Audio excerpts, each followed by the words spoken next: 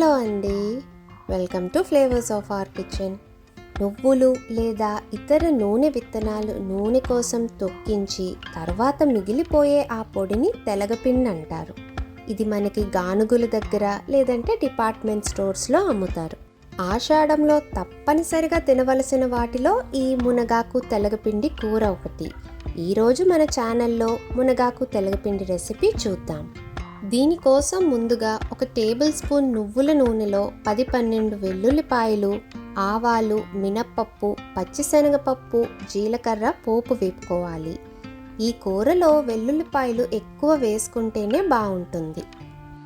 ఇప్పుడు ఇందులో చిన్న ముక్కలుగా కట్ చేసుకున్న ఒక ఉల్లిపాయ, 3 పచ్చిమిర్చి, 3 ఎండుమిర్చి వేసి ఫ్రై చేసుకోవాలి. నేను ఇలా ఒక గ్లాస్ కొలతతో తెలగపిండి తీసుకున్నాను. ఈ కొలతకు 3 మునగాకు అంటే 1:3 రేషియోలో మునగాకుంటే బాగుంటుంది. వేగిన పోపులో మునగాకు, ఉప్పు వేసి ఆకుని వేపుకోవాలి.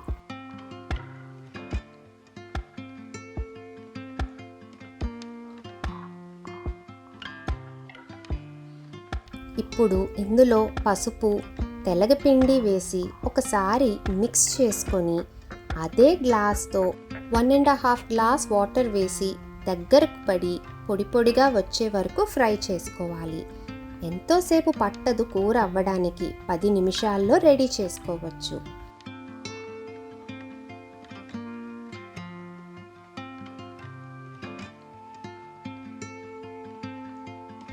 ఇలా పొడిగా అయ్యేంత వరకు ఫ్రై చేసుకొని స్టవ్ ఆఫ్ చేసి సర్వ్ చేసుకుంటే మన తెలగపిండి మునగాకు ఫ్రై రెడీ అయిపోయింది.